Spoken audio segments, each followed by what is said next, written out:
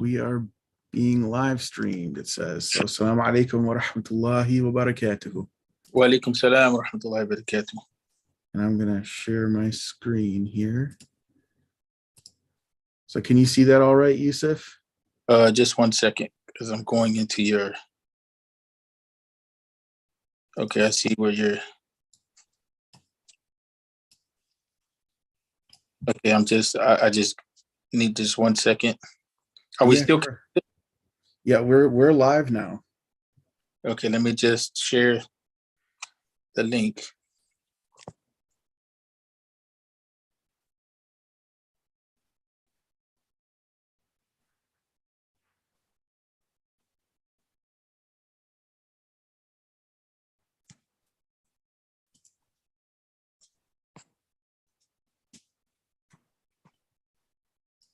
Okay. So the Arabic edition that I'm using for Ibn Khaldun is Dar al-Fiqh. So I don't know, how different it is from other editions, but I haven't done like a comparison. There's a big issue with that. I forget the name of the edition that's supposed to be. I forget the name of the critical editor, but he's, I believe, Egyptian, and I think that there's another one from Moroccan. But most of the editions of Ibn Khaldun in the marketplace are not necessarily the best editions. Yeah. And so the one thing that we were just talking about here is this word fossil, the sukun, maybe it's fadl because Rosenthal translated it as the excellence of historiography, like fi fadli al-tarikh, but maybe it's fossil, maybe it's fadl, it's unclear. But the problem is that the fi, the harf fat, or the fi here wouldn't make sense. Well, al-muqaddama fi fasli, that makes sense, right? But how would fossil make sense with the ilm al-tarikh? Because it's like fossil meaning a subchapter, right? Yeah, the fossil is not a muqaddima wouldn't be for a fossil. Yeah, maybe you're right. It was. So I don't know. Rosenthal's translation has a lot of problems for me, but basically, he could be saying the merit here of ilm al-tarikh, but ilm al-tarikh is one of the ulum ad-din. He calls it specifically ilm al-tarikh, which gives it to me like a kind of importance instead of calling it like fen or using some other type of word, right? And then وتحقيق مذهبه وإلماع ما يعرض المؤخرين للمؤخرين. The madahib,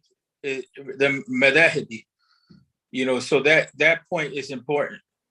There's two. Let's pause on this. The 2 points here. One is ilm al-tarikh, and the other one is tahqiq al-madahibi. Let's reflect on that a little bit, because one thing, bismillah alhamdulillah wa salatu wa salam ala rasulillah, one thing that I'm not aware of, and it needs some research from my part, did Imam Ibn Khaldun, did he do the tabweeb? Did he put these titles? Yeah. Or did somebody else put these titles in these sections? Because, that's something of interest. But I believe that he probably did, just because of the way that writing is in Al-Andalus is very systematic. But that needs it fits with his writing style in the body too. Right. The organizational logic. But that would be interesting to kind of see if there's some data on that. But when we talk about ilm al-tarikh, what's very interesting is that he had a certain conception of it, of what ilm al-tarikh is. And he uses for the header here, and then down here he says, أعلم أن فن التاريخ فن عزيز. So, he's trying to make it seem like this should be a very respected knowledge. It's not something that you take lightly, right?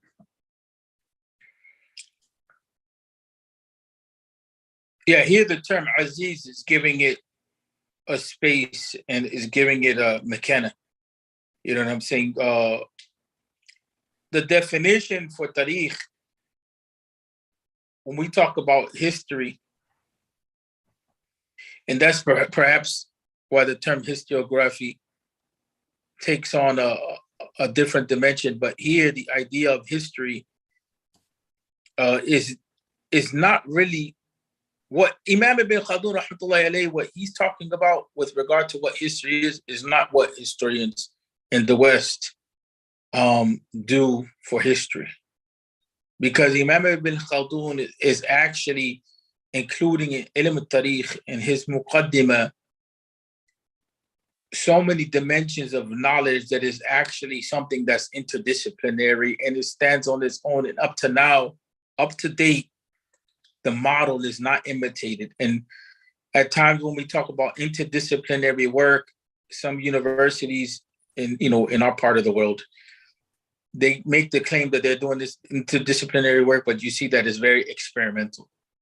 And so I remember like Miami University in Ohio, they were making the claim of interdisciplinary work in education and so on and so forth. But in the reality, at the end of the day, it was just a label that was put there on the website, and the structure for it, and the structure for it, and the it's become a type of virtue signaling. I've seen that at University of Chicago too, where they claim interdisciplinary, blah, blah, blah. Professors are cross-appointed, different departments, blah, blah, blah. But really, the structures of the university prevent them from doing anything interdisciplinary. Yeah, even the structures of knowledge don't allow. I was going to use the term staff before. That's kind of why I was pausing. But the structure, and also the team or the body of intellectuals. That's a problem in knowledge in and of itself. So epistemology and institutional. Huh? It's epistemological and institutional. Right. And so we're differing at that level here. You know what I'm saying? At that level, Imam Ibn Khaldun, not us, you and I, but I'm saying what the point here in the Muqaddimah, it differs from what we understand Tariq to be in this society. And in order, and I think we talked about this before some months ago now, but or maybe it was a couple years ago, I can't remember, but the concept of Tariq, which Imam Ibn Khaldun is bringing forward, you need to have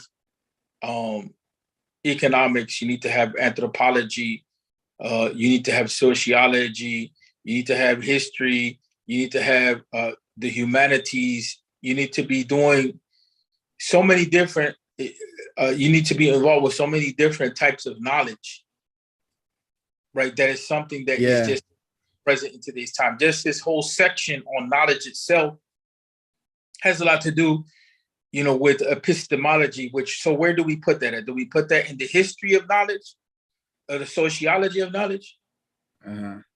Put that in, should we put that in the sociology of knowledge, the history of knowledge, or should we put that in, philosophy? Where does it go?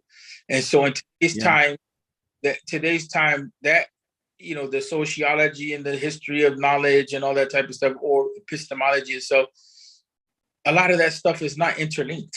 You see what I'm saying? So we have to acknowledge, I just want to say this in brief, we have to acknowledge the uniqueness of minhaj, of methodology that he's bringing forward. And in the West, we would say polymath, and in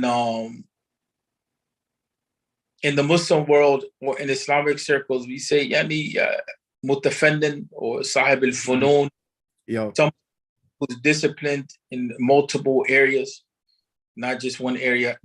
Dr. Howard Gardner talked about the disciplined mind and the 5 minds for the future, and also in his theory of multiple intelligences and all that.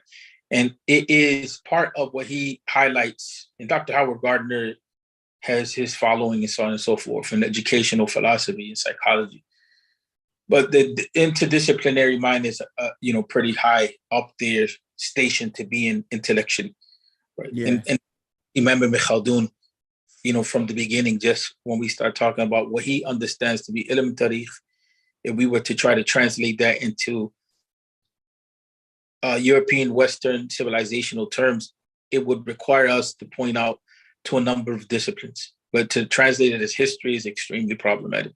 I've also heard the term syntopic, where you're synthesizing a certain topic. You're reading a whole bunch of different books and synthesizing it all into kind of one category, if you will. So would you say that that's a better? Well, I mean, it's just this idea that, in Islamic thought, it's a lot more holistic than Western thought. Western thought is all about making categories and subcategories and, divide and conquer, so to say. William Chittick called it the culture of takfir. That's present in Muslim thought too. I think modernity itself, just to be fair, because, there was a point in time when Western thought somewhat overlapped with Islamic thought, especially when we look. Being organized is different from compartmentalizing. Okay, listen. I think that, I mean, that's the nature of modernity, the fragmentation that takes place.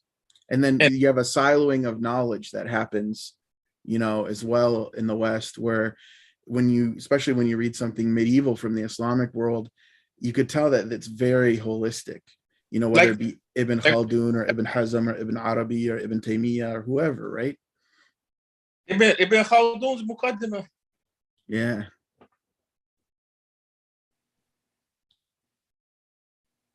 And so, he said that there's a lot of different approaches. He's talking about madhahib, right?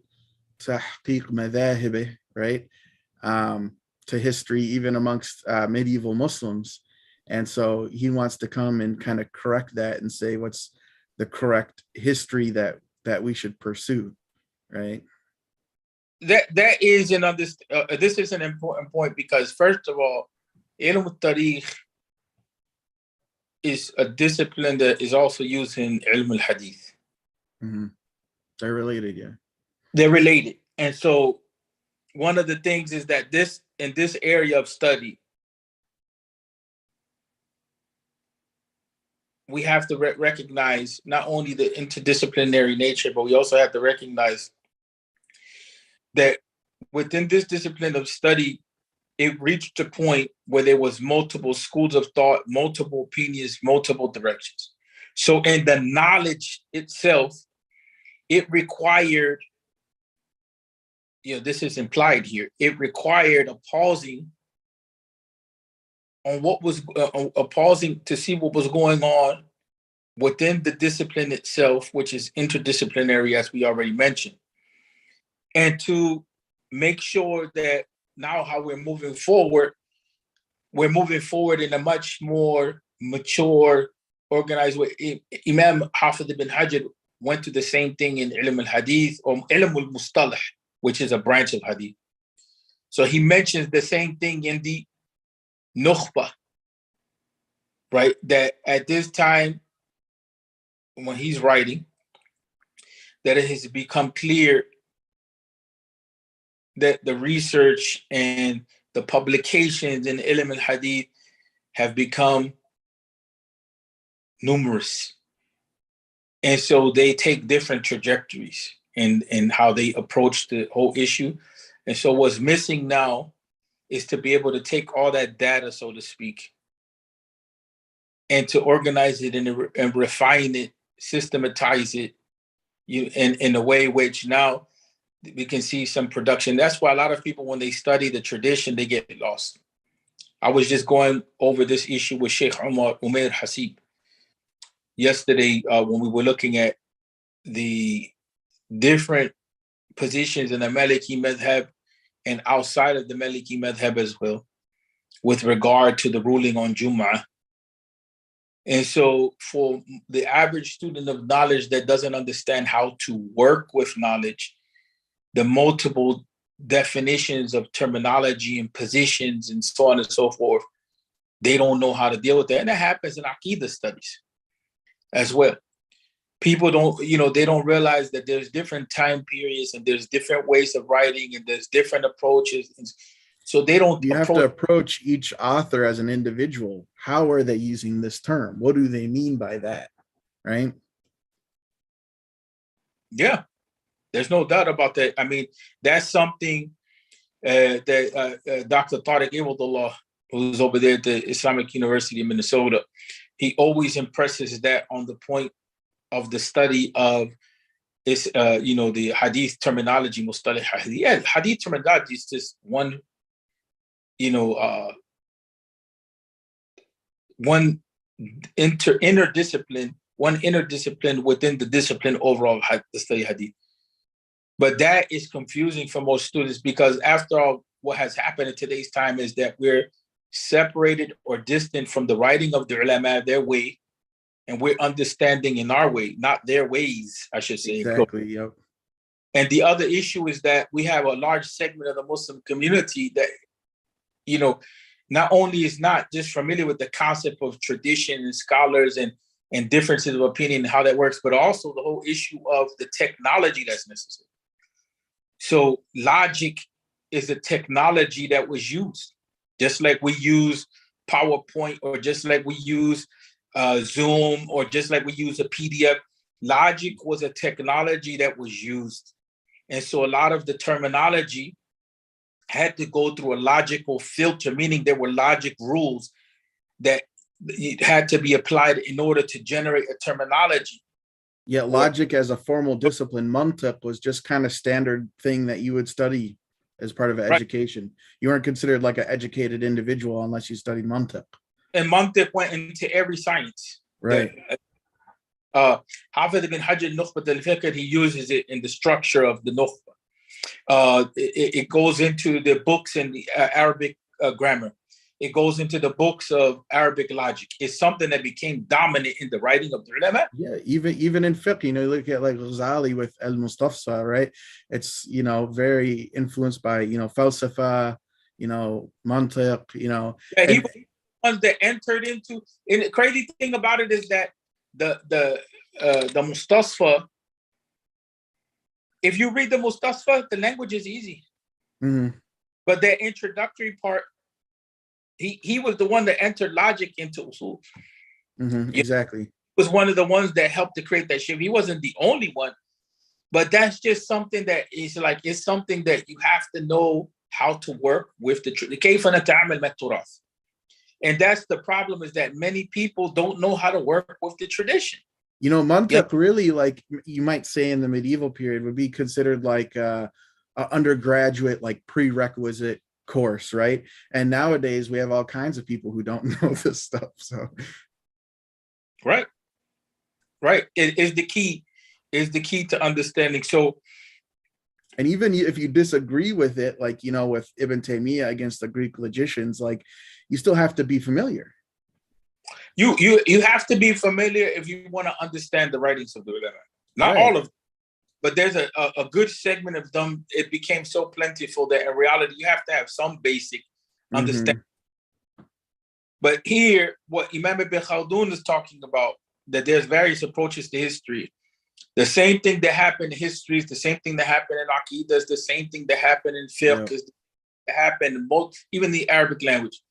That there were trajectories of thought in all of these disciplines, and those trajectories matured into full-blown schools of thought, in which you had a group of scholars that they're operating on shared principles as a school of thought, and that's how they're researching and developing and so on and so forth. So knowledge was being systematized all the way back then, except that the character of Islamic knowledge is not the siloing of disciplines to the extent where the issue of belief and everything like that is completely divorced from it. Yeah, there's discipline, right? So you just focus on one area, but that doesn't mean that there's no connection, 100%. That doesn't mean that there's 100% disconnect between other sciences. Right. Where that science exists on its own 100%. Like we just talked about the issue of logic. how logic permeated other disciplines. History is a crucially important to just making a fatwa and fiqh al-waqi'. Like, you can't understand the social realities in front of you without knowing the history. What does fiqh al-waqi' mean for people? It's, I mean, literally you'd say is the jurisprudence of reality, but it's kind of like taking the real circumstances in front of you in consideration when crafting a fatwa. You look at the nusus, the texts, meaning Quran, Hadith, all the fiqh books out there, you know, and then you're going to look at maqasid al-sharia, the aims of sharia, and you're also going to look at the social realities, or the waqi', right? And you're going to take all those three categories into consideration, right? It's not just one or the other. And history is a part of the waqi', right? Amongst other things, right? Imam Ibn al-Qayyim, we say this in al-I'lam al-Muwaqqi'in, he talked about the importance of geography in fatwa as an example. Mm-hmm. So he talked about and Imam Ibn Khaldun has a whole section in which he's talking about geography. Yep. In a particular geography, as far as climate and custom and culture and philosophy and inclinations of the people. Yep. And that's climate everything. Affects the politics. Yeah. Mm. Yeah, and that fiqh al-waqi', I don't know if I personally would be comfortable with using the term jurisprudence, although that's there. Like what's her name, Nancy Roberts, she translates fiqh al-sira by Dr. Ramadan al-Bouti rahmatullahi alayhi as jurisprudence of prophetic biography. I personally don't know if I would think that fits there. I would say more like comprehending.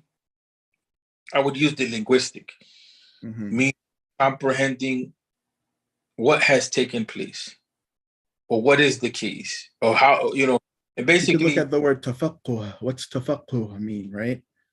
To kind of have like a deep understanding, you know, of something, right? That's an important point right there. That's an important point, to have a deep understanding of the social realities that are the case, not what is wahmi, not is what something that is right. It can't be wahmi. You know, we're presuming it, or a matter. It just becomes a matter of women, not actual research facts. Yep. Like that's just something that Hearsay. we're assuming. You know what I'm saying? A lot of us, that's how we deal with knowledge. We don't know how to put knowledge in its proper place. So a lot of the times we're saying things, and we may quote ayat of the Quran and so on and so forth, but we don't understand really where that falls in knowledge. You can quote an ayat of the Quran and a hadith all day, but there's also the issue of how do you understand it? Aside from the issue of soundness and all that, but how do you, whether it's practicable, meaning whether it's actionable, meaning whether you can act on it, is not abrogated.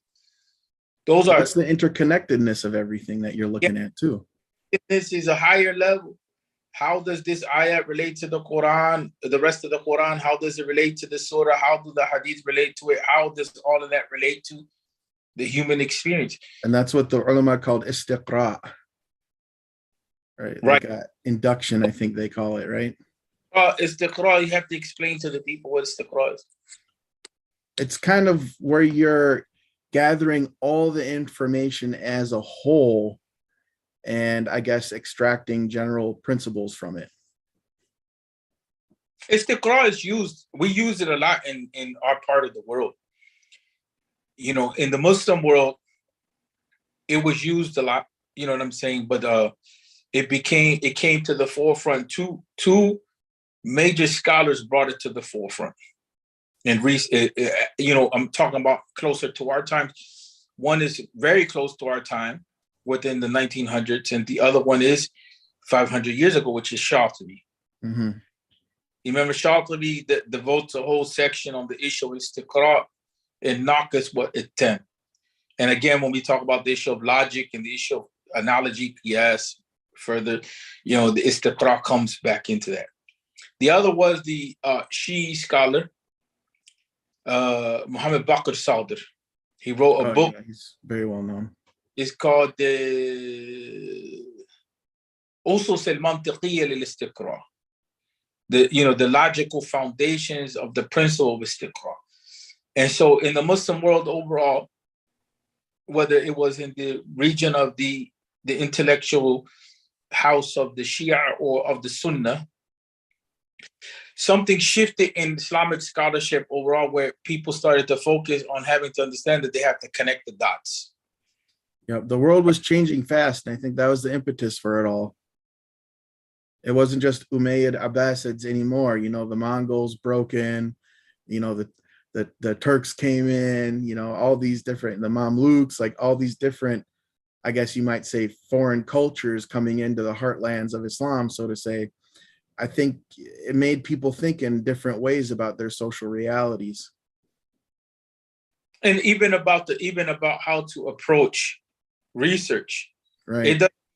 Things did not exist early on. That's a big mistake too. This whole concept of, it's a problem if it didn't exist in the time of the Salaf. You know, saying that if it wasn't done in the first generation, that there's a lot of things to be said that were not done in the first generation. A lot of things that were not thought in the first generation. Yeah, I like the wording of the hadith where it's like, tell me if I'm wrong, but it's like, man bada'a shay'un laysa minhu fahuwa radd. And the minhu is the important part, like derived from, right? Whoever invents something that's not derived from it, meaning the deen, then it's rejected, right? Yeah, that's the whole discussion on the issue of bid'ah. Right. And the bid'ah that have taken place. The irony of this is that istiqra is something that Shatibi brought up, and Shatibi was talking about the issue of bid'ah and al-ittisam. So that's part of the dilemma, that Shatibi is also talking about the maqasid of the Sharia, right? And even though he puts the study of the maqasid at a higher level, in today's time, is put in a different place than where he had it after Ibn Ashur and others. But one of the mistakes that people make when they deal with the issue of bid'ah is that they don't understand the theory of bid'ah in a system. They don't understand it in the system. So they go by the hadith, but they're not understanding how the scholars understood it in the system. And that's what gets us in trouble, is that type of approach, that we're taking knowledge from one part and we mix it with another part, but we don't know how overall it fits into the bigger picture. Right. And that's what Khaldun is trying to do for us when it comes to history, that he acknowledges that even, in his time period, the disciplines have fragmented. You know what I'm saying? And there's positions that have been taken, and maybe the whole issue of actual critical, accuracy, the issue of systematizing and distilling, like you were saying, ideas and concepts and principles, so that because it's just, if you're just thinking it and so on and so forth, not every thought is going to be valuable for the moment. See what I'm saying? So some thoughts need to be shelved, some thoughts thrown away, some thoughts need to be worked and developed on. So the same thing with the approaches to history. And he's talking to his contemporaries. And we have to acknowledge that this is important for us, because from two sides. One, this shows those in today's time that want to deal with the ilm al-hadith, that is more than just talking about the soundness and the unsoundness of a hadith text, that there's a lot of work that went into discovering the whole idea of understanding history. The scholars in hadith, as an example, they traveled, they went to different geographies, they understood how to draw, for instance, connections between people in terms of lineage studies. What were these people actually related? All part of history, right? All a part of history. What was going on in the environment? Was the person one that was known to be a liar? Was the person under pressure? Who the person was, what was going on in the environment, what were the connections, what were the networks, all of that stuff that comes into play that for Imam ibn Khaldun became more than just a series of studies to just service the Sunnah of the Prophet Muhammad sallallahu alaihi wasallam. Serving the Sunnah of the Prophet Muhammad sallallahu alaihi wasallam in terms of hadith. We're talking about hadith, the Sunnah meaning hadith in this case. The service that went into that, it generated what we're seeing now in his discussion on history, that is an interdisciplinary approach. The same thing like the Quran, like Dr. Ali Juma had said, that the ayat of the Quran and so on and so forth, that dealt with the issue of time of the Salah, that dealt with the issue of Qibla and everything else. It led to the Muslims later on dealing with mathematics and dealing with the timekeeping and dealing with the issue of determining direction. Everything now, which is a discipline which goes into things like NASA and goes into the thing like traveling to, trying to send a satellite into space. As a matter of fact, Dr. Sayyid Hussein Nasser, he made the claim that the Muslim investigation of logic eventually went into the whole issue of logic gates and the whole issue of binary logic, which is used in computer science. So Imam ibn Khaldun, as well as other scholars, and he writes about this, he talks about civilization. So the Muslim community just didn't stay at the point of Quran and Sunnah and a masjid and just, focusing on the basics of survival at that level. يعني كان يتطورون أنفسهم. They would evolve and develop themselves on other levels. So even the issue. Ibn Khaldun was a major faqih and scholar in his own right, besides just a historian. He's looking at the big picture here, besides just reading Quran in the masjid, so to say, or doing your ibadat. That's the point there, that the big picture. When we start dealing with the big picture, where the community needs food, what the community needs, it needs water, it needs safety, it needs clothing, and everything that comes along with that. And then, okay, fine, then you have the arts and everything that comes along with that. They had a different understanding of what Islam is calling to, outside of just saying that Islam is calling to the oneness of Allah. They had an understanding that Islam is about the development of the human community. And that's why a lot of times we don't know how to connect with this tradition. Even those who claim to be traditional, because they're talking about their concept of tradition is we imitate something that was done years ago. But what about now when we start talking about fiqh al-Waqidi, right? Talking about the here and the now, how we apply the deen to our lives here and now. Like anthropologists say, how do you culturally translate the past into the now? And yes, and this is now what he is bringing to the fore. That's what he's bringing to the fore. How we can translate the benefits of history, and it's not just about history of books, like we said, or the history books. There's something that happened in the past. Is understanding multiple disciplines of human society and civilizations. How can we benefit from all of that knowledge? In like modern Arabic historiography, I often see it translated as minhaj at-tarikh. But what Ibn Khaldun uses instead, that like the most appropriate word, and minhaj was a word he knew, of course, right? But the most appropriate word that he could think of for what he was doing was falsafat at-tarikh, right? And that to me is more holistic and more comprehensive. And he criticizes al-Mas'udi a lot, his book Muruj al-Dhahab. And I think he thinks al-Mas'udi is like a sensationalist historian. Like he wants to write a book that is a literature that captures people's attention and that doesn't pay too close attention to the details.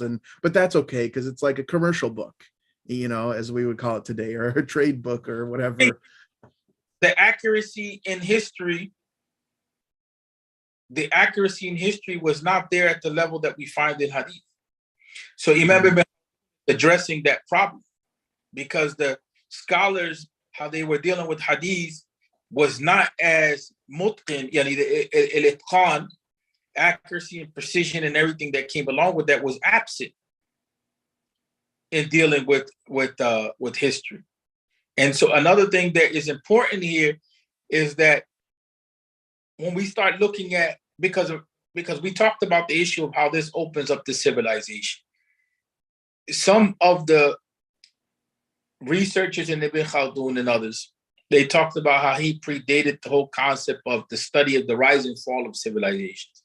How do civilizations rise and fall? And so then there's the issue of tilka ayyam nudawwiluha bayna an-nas, as the Quran says, that basically each community has its time of flourishing and decline. Right? That's more of a. I feel like the Muslim world witnessed it so many times between like the Fatimids, that what they call the Shi'i century, and you have the invasion of like the Seljuks during the Abbasid period. You have the Mongols come in, the Mamluks are there, you know, all these, like, I guess you could say, swirling rise and falls within Islamic civilization, I think made him very cognizant of that, right? Right. And so then that study of the rise and fall of civilizations in the plural, right, like you mentioned, that allows him to understand that there's some principles, some sunan, because a lot of people, they take the concept of sunnah and they forget that there's something that's called sunnatullah, which is basically, you know, rules that govern reality itself. If you, like, for instance, nobody's going to doubt that this pen, if I let it go, is going to drop. That's a rule that governs reality. Nobody's going to doubt that if I boil water to a certain extent, it's going to become hot or maybe dissipate or whatever. That's something that governs reality. Imam Ibn Khaldun wanted to discover the sunnah of Allah with regard to tariq, human existence, which is basically what tariq is, which brings us back to the Quranic imperative, wal asr innal insana lafi khusr. Yeah. Right, to reflect on time itself and everything that it contains. Yep. Muslims were at that level. They were at that level where they moved beyond just a basic understanding on fundamental. Tabari laid out all the facts and narration, so now let's theorize, is what Ibn Khaldun says, more or less, right? Let's theorize with the purpose of understanding what are the principles of success in the dunya. Exactly. Right? We already know what the principles of success are in the akhirah. But how do we understand where benefit is and harm is in the dunya itself? Because that's our enterprise of the faqih. We have the threat of the Far East, China. We have the threat of the West. That's kind of how they thought in those days. How can we be competitive in the global, you know, how do we compete against these empires on our borders, right? I think he had that in mind. Because all of them, you know, Tabari, al-Mas'udi, like I've read them, and they all talk about the ancient empires, you know, the ancient Persians, the ancient Romans, even the ancient Africans. Like, they go into it, right? They know about all the different world empires, and they've seen through reading, right, the rise and fall of all of them throughout history. And they're afraid of the fall of Islamic civilization, right? Yeah, I mean, look at what he says in this enterprise here.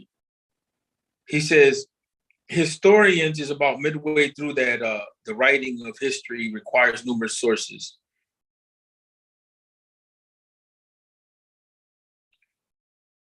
There it goes right there. Historians, Quran commentators, people that do tafsir, and we're including tafsir al-Asari here, Ma'thur bil Ma'thur, which, if you studied Manahij al-Mufassirin, if you studied the methodologies of the scholars of tafsir, and if you know that there's two types of tafsir bil Ma'thur and tafsir bil Rai, you know that there was some serious problems with tafsir bil Ma'thur. It's not just the issue of tafsir bil Rai. You would know that at a certain period in time, the Tabi'un and even some of the Sahaba, they began to loosen up when it came to using the accounts of the people of the book with regard to the prophets or events or whatever. Yeah, the Israeliyat. The Israeliyat. And so we know that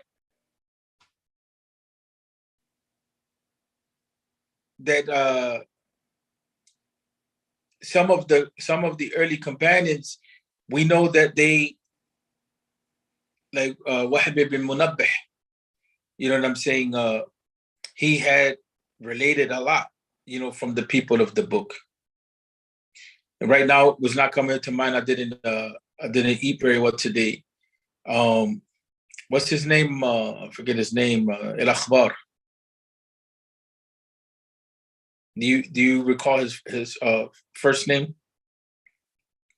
Last name is al-Akhbar. Yeah. No. It's not coming to mind right now. But I think what Ibn Khaldun is getting at here is related to the phenomenon of the Israeliyat, right? Because like when you read Ibn Kathir, he uses it a lot. And al-Mas'udi, he kind of uses things that are like maybe spurious quite a lot, according to Ibn Khaldun. And Ibn Khaldun says, no, we need to have like a systematic approach. We need to have a methodology as to how to deal with these reports, even though they might not be at the level of like Islamic hadith, right? Or akhbar. Ka'b ibn al-Akhbar, right? Ka'b ibn al-Akhbar and Wahb ibn Munabbih, they were two of the sources of the Israeliyat coming in. Umar bin al-Khattab had issues with that. But when the earlier Sahabahs, the earlier companions or the disciples of the Prophet Muhammad ﷺ that were very stringent on this point, because remember, when the writing of the Quran took place, you know the debates with regard to the writing of the Quran and the writing of Hadith. Mm-hmm. There's this heavy emphasis on not mixing knowledge, and this heavy emphasis on accuracy and preservation, this, that. Well, Quran and Sunnah were well served. And we know that even with the fabrication of a hadith and so on and so forth, there was still a lot of energy put into sifting and collecting and sifting and critically, reading and critically verifying. Yeah, because Israeliyat at the end of the day are historical reports of some kind, right? And so you have to have tahqiq, you have to verify them. Right. You have to be muhaqqiq with these reports and not just willy-nilly throw them into your, tafsir. It's kind of what he's saying in that paragraph, right? Yeah, he's saying that, so the historians, including sometimes, some people may not like this because they may feel intimidated. But, even sometimes some things that come up in the biography of the Prophet Muhammad ﷺ, they're debated because they have to be careful with the issue of transmission. That's not to put doubt on the life of the Prophet Muhammad. That's what this book is all about. Al-Jama' fi as-Sira an-Nabawiyya from Samira al-Zayid. She looks at all the different narrations in Sira, compare and contrast, what's strong, what's not. So we have the, it's not an issue of relativism or we don't know, we can't differentiate or we can't identify what's right or wrong. It's not like that. It's that this is knowledge, and knowledge requires discipline. It requires work. It requires research. It requires practice. That doesn't mean everybody as an individual, has to engage in that process, but scholars engage in it. Yeah. And so historians and the Quran commentators, they struggle with the issue. So the Quran and the Sunnah were served, but history, there was some weakness in it. The same thing with tafsir. With tafsir, sometimes these stories will come into tafsir, or even weaker hadith, right? They will come into tafsir, like in the tafsir of Suyuti Dur al-Mansur. People don't realize that when Suyuti was compiling that, he just threw a whole bunch of narrations together under certain sort of the Quran, chapters of the Quran. But on his time period, I'm not as knowledgeable as Suyuti, but my humble opinion is he didn't focus that much on al-Tarikh. No, it wasn't. In this case, it wasn't that though, from my understanding. Because this is more ilm al-hadith. But even on some of his historical texts that I've looked at, they're not as impressive as like Ibn Khaldun or Tabari to me. You talking about imams in that fen? You know what I'm saying? But I suppose you're right. That's what I mean. That's what I'm trying to say. Is he's not an imam in that fen. But what happened in the issue of the tafsir is that there was some social disruption. Yeah. So a lot of times the scholars would preserve writings. They necessarily would. There was some historic, like for instance, Ibn Salah with the Muqaddimah, yani fi ulum al-hadith, in his book in the sciences of hadith, which is basically he's dealing with he wrote one of the books that is one of the main books that is studied in the sciences of hadith. When he wrote that book, he was traveling, and so he was dictating notes to his students. So when the internal organization of the book was impacted by what was going on at the time, the circumstances in that regard. Sure. You know what I'm saying? And so that's what we have to understand, is that sometimes some books, like for instance, in the case of Dur al-Mansur, which is a massive encyclopedia of a hadith related to the chapters of the Quran, that there's social circumstances as to why it is that the knowledge in that book may not be at the level that it should be at, just like the Mustadrak of al-Hakim. Yeah. There's debates about the Mustadrak of al-Hakim and the accuracy, rahmatullahi alayhi, of his transmission, because al-Hakim was known to be a masterful muhaddith. But when you go to the Mustadrak, which he claimed to relate a hadith based on the conditions of Bukhari and Muslim, he falls short of that reality.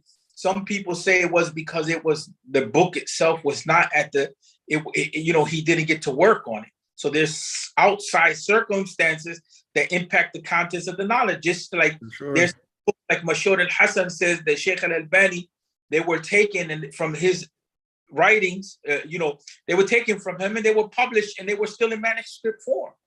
You understand what I'm saying? So that happens. Even with the Orientalist Joseph Schacht, mm-hmm. He mentions in the very beginning of his book, half of his library was confiscated by the Egyptian authorities. So he couldn't really, his book was like ruined because of that, but he still wrote it.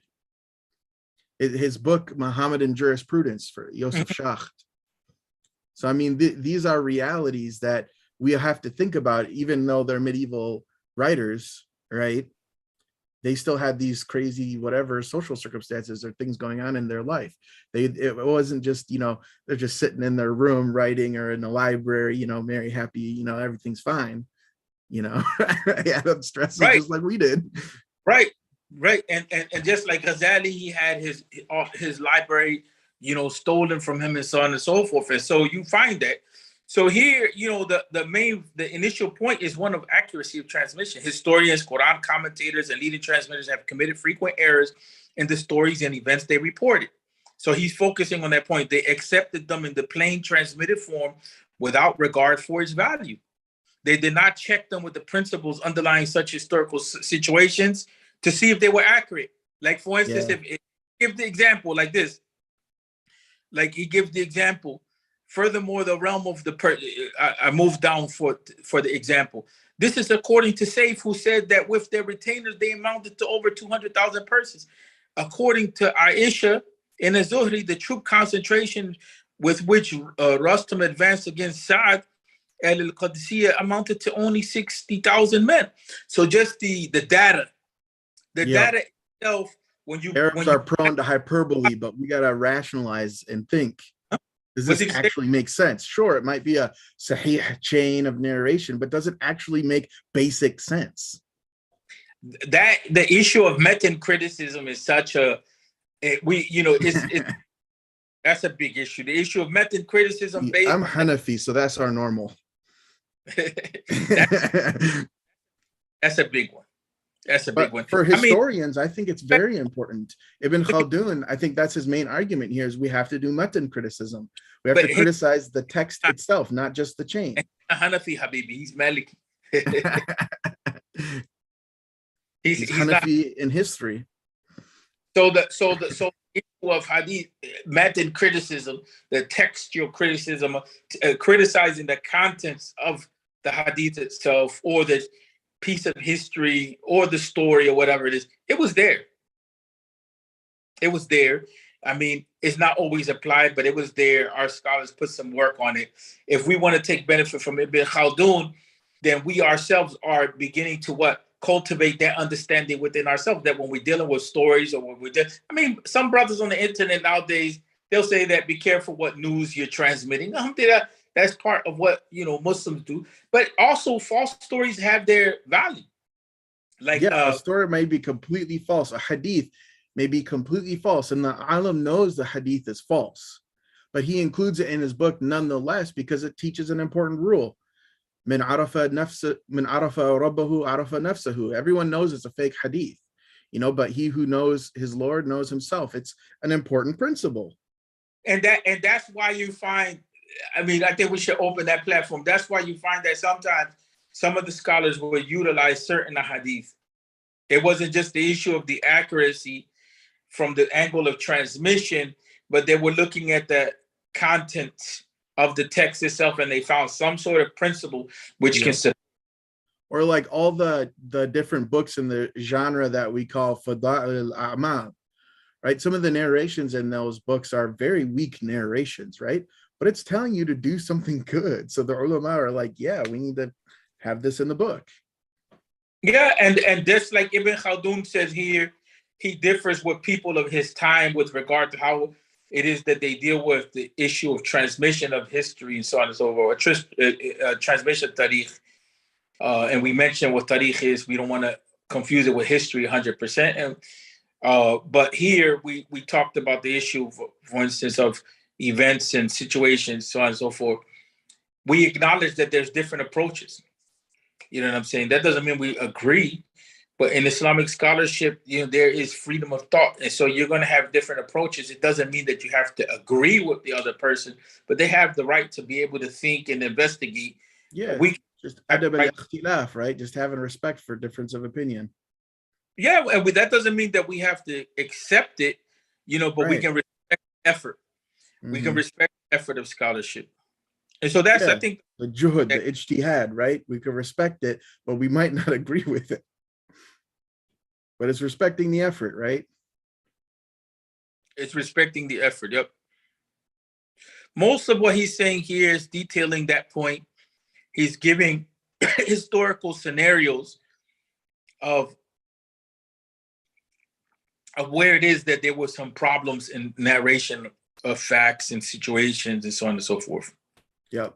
And here he's talking about the sensationalism too, like having a story that sounds, whoa, so amazing, but not thinking, well, wait a minute, is this actually true? And I think this is why like the Orientalists have always liked Ibn Khaldun, because they see him as being critical and, doing like Western critical history kind of, they superimpose on him, right? But no, but actually, to be fair, Ibn Khaldun was being accepted in the West more than he was in the Muslim world. Yeah, that's how Muslims started getting interested in him again. Yes, it went back to the Muslim. Ibn Khaldun's Muqaddimah went back to the Muslim world because the non-Muslims were using it and the Muslims were imitating the non-Muslims, so they saw that, so they began to happen. As a matter of fact, when Imam Abdul took the Muqaddimah, rahmatullahi alayhi, and he started to teach it in al-Azhar al-Sharif, Sheikh Ilaysh went against them, and all of them were from the Maliki background. Ibn Khaldun, Sheikh Ilaysh, Sheikh Muhammad Abdul. But Sheikh Ilaysh made it a big issue. Like Abdul was committing some sort of bid'ah by teaching Ibn Khaldun's book in the masjid in al-Azhar. Yeah, because, unfortunately, like al-Tariq went on the decline as modernity was approaching. And then they realized the need for it again, and it had a resurgence, right? But it wasn't without controversy. In today's time, the whole issue of the Sunan of Allah, the whole understanding of the rise and fall of civilizations, the principles of the development of civilizations, what the principles that, when they're in place, lead to the decline of civilization, the understanding of, the impact of climate and geography on environments and what goes on in the natural world, how it impacts the human society. Those are issues which we as Muslims are far from that. The issue of pollution, issue of overpopulation, and the issue of climate, all these things, right? And Khaldun is referring to that, to be honest with you. He's referring to having to understand that how is it that those types of things impact human existence? Mm-hmm. It's critically important to understanding history. Like even what's his name now, Richard Bullitt, he wrote a book on camels and how the different types of camels and camel breeding had significant impacts on Islamic civilization from an economic perspective, and the camels were affected themselves by climate, and what climates certain breeds of camels couldn't live in, right? So I mean, all of these things are important to societies and cultures and civilizations. What was the book that he wrote on the issue of converts? I have it. Boy, I think it's in the other room, perhaps. But yeah, he has a book where he traces people's names, like their lineages, right? And is able to determine when in the family lineage conversion to Islam happened. And he, gathered a bunch of lineages together and was able to kind of do a large scale approximation that the majority of people in the Middle East converted to Islam after the Crusades. That was kind of his big argument, is before the Crusades, I was majority non-Muslim with a kind of like a Muslim elite that ruled over the population. And so it's likely too that it was after the Crusades that like Arabic became much more widespread. Before the Crusades, I think there were people who were bilingual, could know Arabic, but on the ground, it wasn't Arabic being spoken. It was Assyrian or, Coptic or what have you, right? And I think that's a historical reality many people fail to remember when they're reading Islamic texts from that, the earlier periods. And just because he's a Western historian, we don't just reject some of the facts outright because he cites as sources. We can go verify it. We can do that tahqiq, right? The other thing that we can say too, like, the other thing going back to Ibn Khaldun is that he was studying dynasties and political organization. Yep. That was Umam, Mamalik, right? All these things, right? Muluk.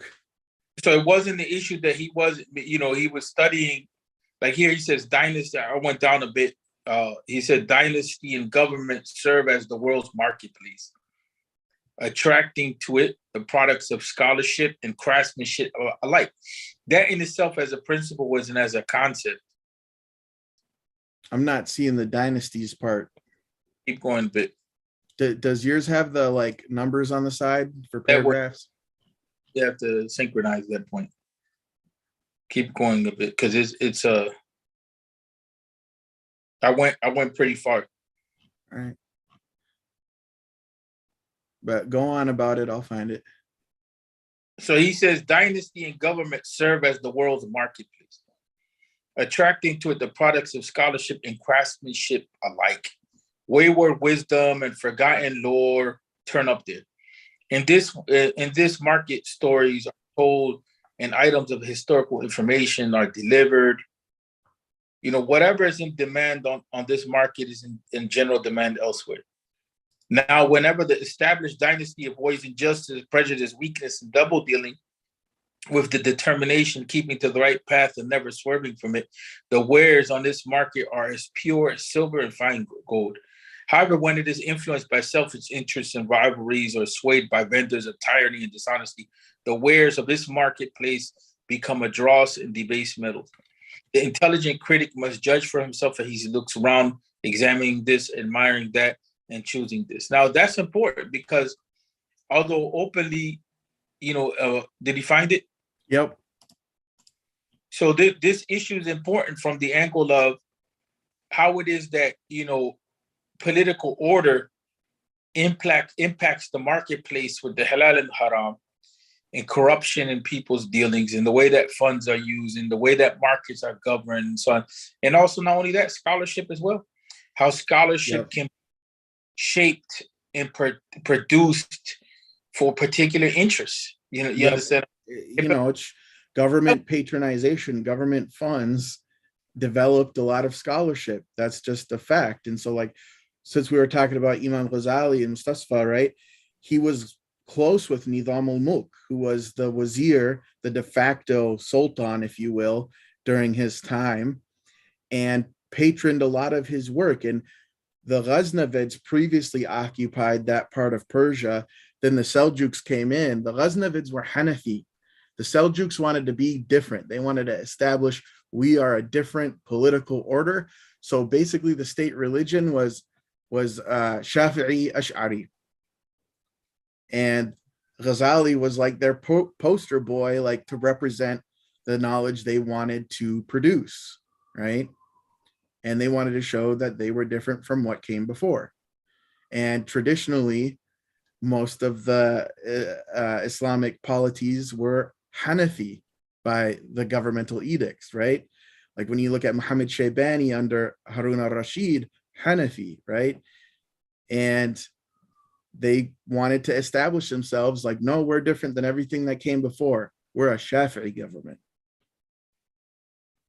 And so Shafi'is got patronized, got a lot of resources, got a lot of money, became more prominent during that time period in that geographical area. You know, Imam al-Haramain, right?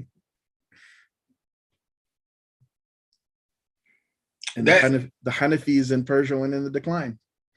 This is the stuff, you know, that at times people,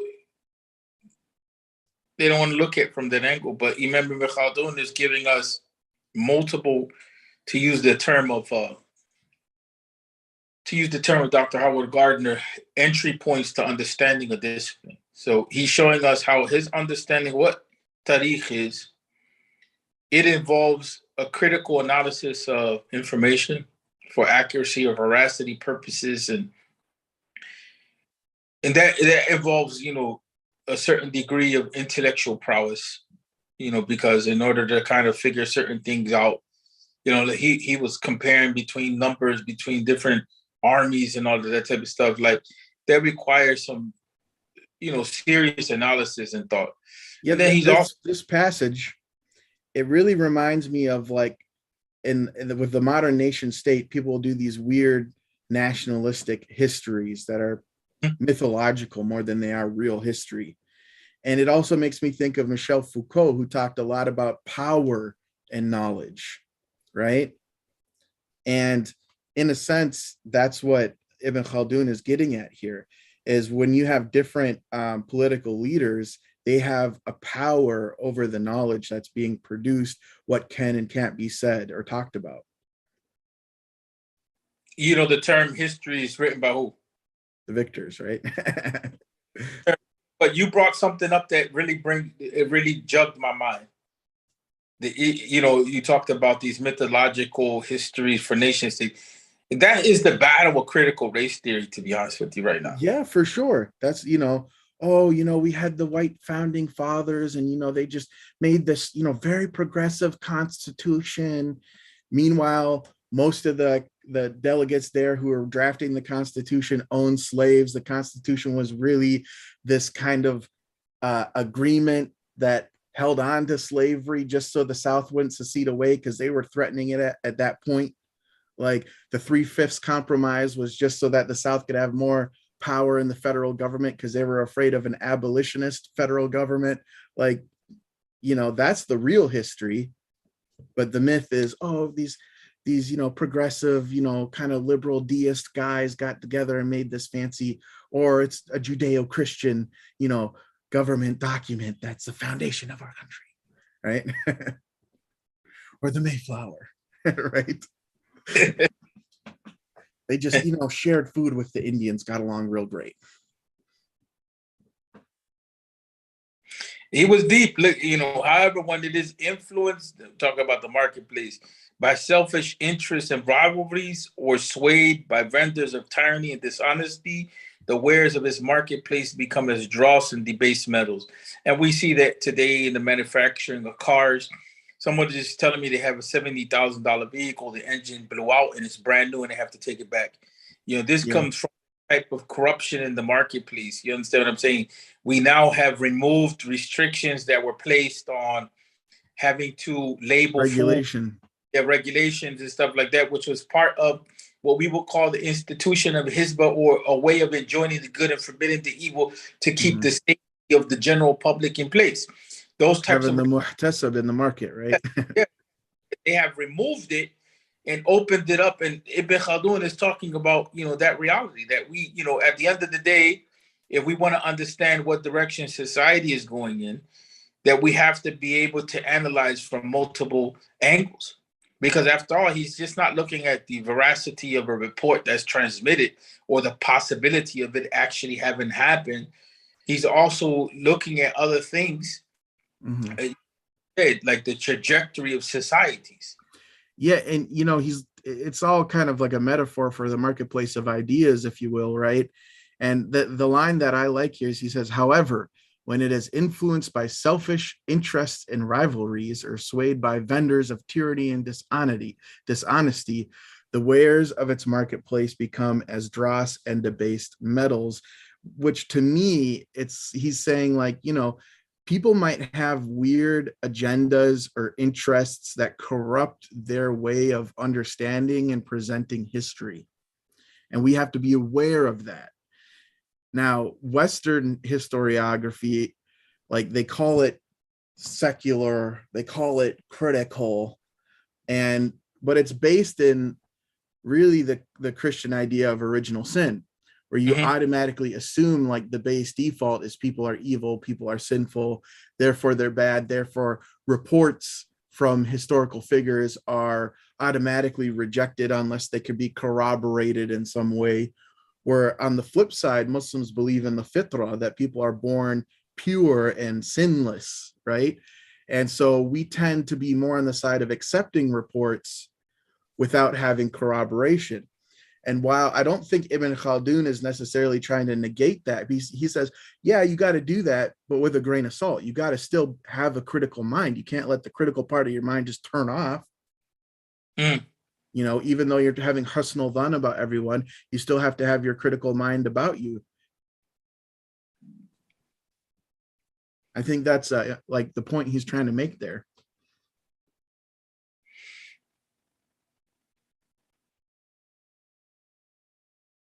It's interesting when he talks about how ideas and lineages and everything that comes along, with the how all that, like this stuff becomes fabricated or rivalry takes place. A little below, he says,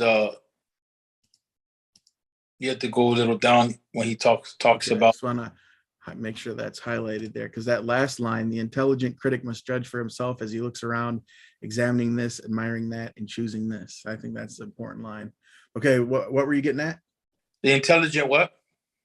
The intelligent critic must judge for himself as he looks around, examining this, admiring that, and choosing this.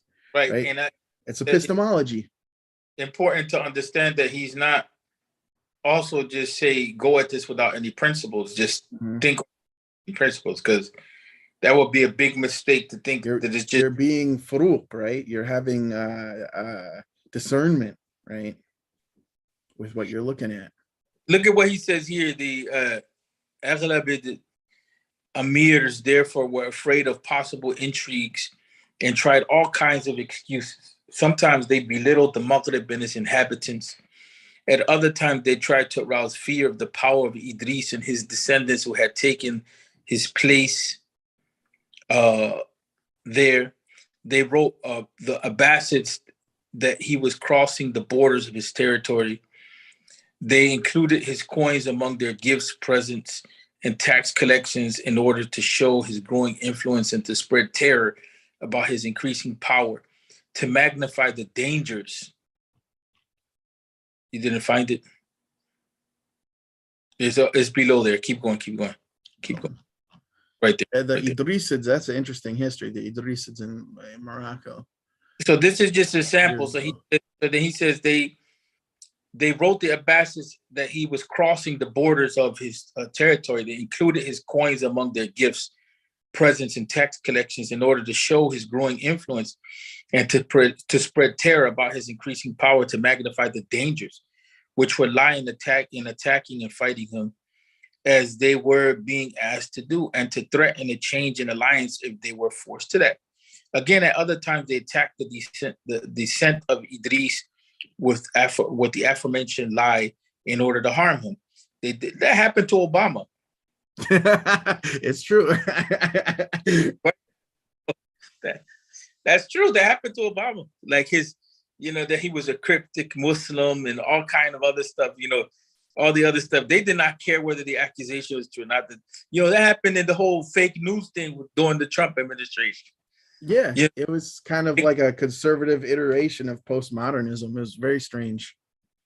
The distance from Baghdad was great, and weak-minded as the Abbasid children and their non-Arab slaves they took anybody's word and listened to anybody's noise. They went on in this manner until the al-Ghalabid rule came to an end. And, that's a big lesson on fake news. Yeah. The nasty remark about the Idrisid genealogy then became known to the mob.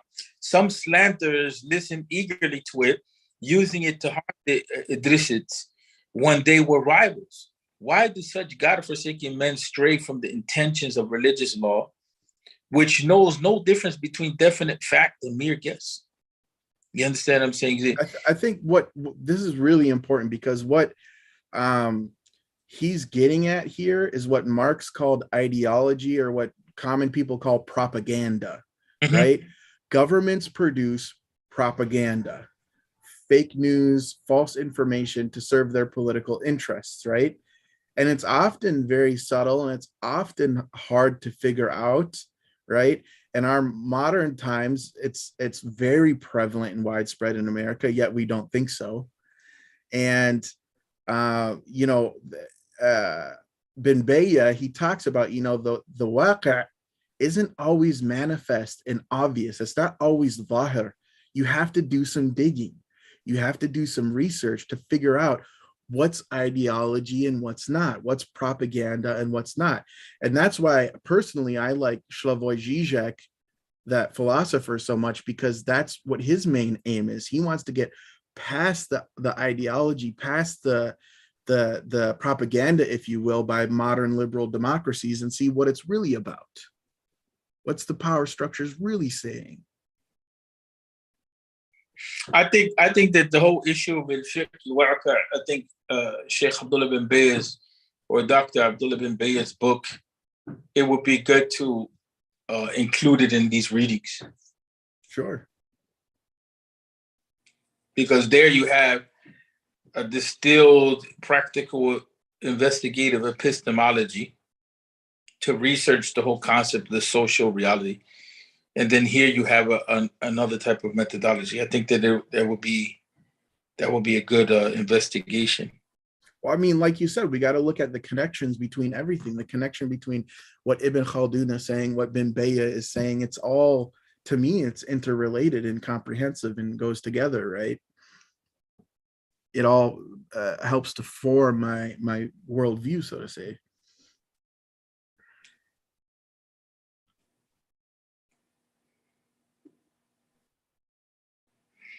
There's a lot. I mean, he gives a lot. I mean, it would be like, I think, it's hard to do it here, but.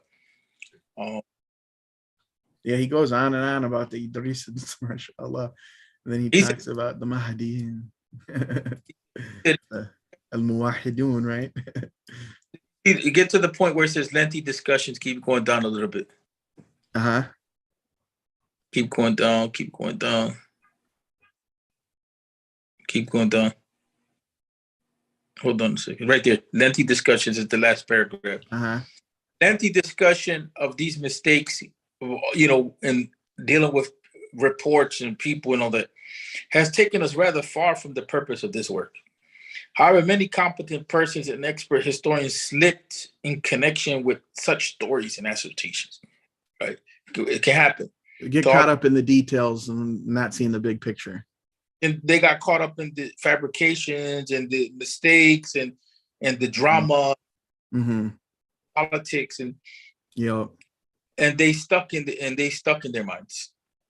Many, and he's talking about the fabrications, everything that took place, or the mistakes. Many weak-minded and uncritical persons learned these things from them, and even the competent historians themselves accepted them without critical investigations, and thus strange stories crept into their material. In consequence, historiography became nonsensical and confused, and his students fumbled around. historiography came to be considered a domain of the average person, of the common person. Therefore, today, the scholar in this field needs to know the principles of politics. There we go. Now we're finding that and can be usul siyasa is what he, I think, uses in Arabic. that can be defined. That can be the definition for ilm al-tarikh, habibi. Therefore, today the scholar in this field needs to know the principles of politics, the true nature of existing things. That needs to be, if it's translated as al-Waqi' or al-Haqa'iq or whatever, and the different nations, places, and periods with regard to the ways of life, character, qualities, customs, which that comes back to psychology and everything like that. Sociocultural knowledge, right? Everything else. He further needs a comprehensive, that's the definition of ilm al-tarikh in his idea, which is interdisciplinary. Yep. He further needs a comprehensive knowledge of the present, that's fiqh al-waqi', of the present conditions in all these respects. He's no joke. No. He must compare similarities or differences between the present world, right, in the past, or distantly located conditions. He must know the causes of the similarities in certain cases and of the differences in others. That's ashbah wa nadha'ir. Yeah. Ilm al-furuq. You do know that Ibn Khaldun makes the argument that the mutakallimun took qiyas from the fuqaha and they used it in Aqidah. And so here, there's also the argument vice versa too. So it's still a debate, right? Argument, but the fiqh was first in the ilm al-kalam. So here the issue is he's bringing up ashbah wa nadha'ir. That was there. Umar bin Khattab talked about that in what's his name? In al-Kamil, al-Mubarrid's book al-Kamil. He relates a piece of Umar where he talks about the whole issue of the ashbah wa nadha'ir, or similarities, right, in nuanced approximations we can see between things. And then there's the issue of al-furuq, which is the differences, the subtle differences. Things may look the same, but they may actually be different. You understand? How do we things may look different, but they may actually have an underlying common ground. So he's talking about those subtleties of knowledge. This right here should be brought to the fore as the definition of not historiography in the Western sense, but this is what Ibn Khaldun is talking about achieving. For sure. That's a really important passage. He must be aware of the differing origins and beginnings of different dynasties and religious groups. And that's the problem that we have in today's time, that Ibn Taymiyyah uses this methodology somewhat, but the problem we have in today's like this methodology was clearly being used by so many fuqaha in the medieval period without them articulating it, right? And nowadays we have the opposite. We have all these people do like a one-year program, claim they're a mufti all of a sudden, and they're given fatwa without any of this knowledge, and it's harming the community. I was reading, what's his name? Khatib, Dr. Khatib, you know who I'm talking about? The historian? Khatib, I think he's in Islamic studies. I forget his name. He's on Facebook. He wrote this banging article on Al Jazeera, and he was talking about how Shatibi had quoted Ibn Taymiyyah. Ibn Taymiyyah had this concept of al-haram al-nisbi. I'm not going to get into that with detail because it's a deep topic. And but he was saying that Shatibi had a similar concept as well, but Shatibi had quoted Ibn Taymiyyah without mentioning his name, and he brought that point up of he didn't mention his name. You know what I'm saying? Like he took the knowledge, but he didn't mention his name. And that's part of, when we start talking about the origins of ideas and groups and all of that, and why the politics of why certain groups don't emerge or they do emerge, and why it is that, for instance, if he mentioned Ibn Taymiyyah, maybe he feared his idea wouldn't have been accepted critically. Yeah, and some scholars of hadith, they won't mention their teachers. And for whatever reason, we have that even in the Kutub al-Sitta, where that's going on, that, lem yusarrihu bi yani asatidatihim. So those who were before them in knowledge and all that, they won't necessarily make the claim of who they are, because it's important to know who impact. was the dominant group in a society at any given time and place, because that will explain maybe why certain ulama tiptoed around certain subjects or figures. Yeah. He must be aware of the differing origins and beginnings of different dynasties and religious groups, as well as of the reasons and incentives that brought them into being, and the circumstances and the history of persons who supported them.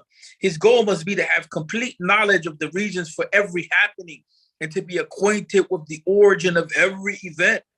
Then he must check transmitted information with the principles he knows. If it fulfills the requirement, it is sound. Otherwise, the historian must consider it as spurious and dispense with it. It was for this reason alone that the historiography was highly considered by the ancients, so much so that al-Tabari and al-Bukhari and before them Ibn Ishaq and other Muslim religious scholars chose to occupy themselves with it. Most scholars, however, forgot this, the real secret of historiography, with the result that it became a stupid occupation. Ordinary people, as well as scholars who had no firm foundation of knowledge, considered it a simple matter to study and know history, to delve into it and sponge on it. Strays got into the flock. Bits of shells were mixed with the nut. The truth was adulterated with lies. The final outcome of things is up to Allah. A hidden pitfall in historiography is disregard for the fact that conditions within the nations and races change with the changes of periods and the passing of days. That's a Quranic principle. This is a sore affliction and is deeply hidden, becoming noticeable only after a long time, so that rarely do more than a few individuals become aware of it. This is as follows: the condition of the world and of the nations and of nations. Their customs and sects does not persist in the same form or in a constant manner. And that's why the Salafi da'wah has to be very careful. And the Ash'ari is the same thing, because they want to talk about Aqidah sects like they exist in a very ahistorical fashion. Historical, or in a manner in which is anachronistic at times. It's very polemic rather than historical reality, right? There are differences according to days and periods and changes from one condition to another. This is the case with individual times and cities, and it's the same manner. Yeah. It happens in connection with regions and districts, peers, and dynasties. Saudi is not North Philadelphia. It's one city's Minneapolis. Cairo, Egypt is not the same thing as New York City. Our struggles here with the police might not be the same as another city. That's true. Trying to give Minneapolis a fatwa about police when you don't even live here, boy, you don't know nothing. Yeah, I think which I got a lot of. Yeah, I don't know. It's a mess, man. It's a mess, but alhamdulillah, with some way to access the tradition, I think systematically, and reflectively, we can get like Dr. Juma said, he said, "Naqif ala manahijihim wa la naqif ala masailihim." Here we're looking for the methodology underlying this. Some of the applications may not be the case, but Ibn Khaldun, at least in the few paragraphs that came before, when he defined the ilm al-tariq, he gave us a serious challenge. That level of scholarship is not by any means an intellectual weak position. You have to be committed. You have to be all in. It has to be ride or die in order to achieve that level. You know what I'm saying? And that's not necessarily mujtahid. That's just foundational good. You know what I'm saying? That's good scholarship. I don't know if you wanna call it a day. You have any day? I think we ended at a good spot, and inshallah we can do more sessions on Ibn Khaldun and some different points that he makes, because he's got certainly a lot more sagacity for us to to take advantage of. Yeah, if you can mark those parts, I think I have to get the PDF from you because the one that I have is not Yeah, that. inshallah. I mean, Rosenthal, he's kind of got some strange translations that are kind of very Eurocentric, but for the most part, it's quite helpful, to cross-reference with the Arabic. Right. Ibn Khaldun's language is not easy, by the way. No, his Arabic, I mean, it's for the most part straightforward, but he still uses like pretty, advanced words, you might say. There's some parts that are very poetic. Oh yeah. There's parts which are very poetic. And there is an Arabic الفوائد المعروفة وأحوال المألوفة. It's very nice language. So he has some parts which there's an addition which deals with those parts which are difficult, and it clarifies the meanings, because some words are gharib to us. Right. We don't, and so they clarify those meanings, those words. And some points, there's an edition that's pretty solid out there. I don't know if that one does that. It seems like it's got a little bit of footnotes, but there's another one that is not Dar al-Fiqh. Dar al-Fiqh, like I said, a lot of these a lot of these renditions are not necessarily the best. Yeah. So inshallah, until next time, you want to set a regular date or time for this, or how do you want to do this so we can talk, inshallah? Yeah, we'll talk offline a little more about that, and we'll try to make like a regular day where we can do this. Okay then, bro. All right, well. Exit us out with the dua, inshallah. You make the dua. I'm just a nobody. I'm not. Well, my favorite dua that I always like to make is Rabbi zidni ilman. Allah give us knowledge. Rabbi zidna ulum ad-din kathiran. Right? Allah give us in abundance all the knowledges of deen, including the knowledge of history. And Allah allow us to do this for the sake of Allah and be able to apply this, in our lives here and now to better humanity, to better the human condition, and to better our akhirah. Ameen. We have a tradition in the Azhari circles where, especially when we begin older books like this, that we pray for the scholar. ينفعنا بعلمه في الدارين آمين, or ينفعنا في علمه في الدارين, in which we acknowledge the contribution that he made to us in knowledge, and we ask Allah to benefit us and to benefit him in this world and in the next by that knowledge, inshallah. It's part of the tradition of the ulama to acknowledge those who have contributed to their own development and so on and so forth. I always found that to be something very. Recite Fatiha for Ibn Khaldun. Barakallahu feek. Assalamu alaikum. Wa alaikum salam wa rahmatullahi wa barakatuh. Until next time.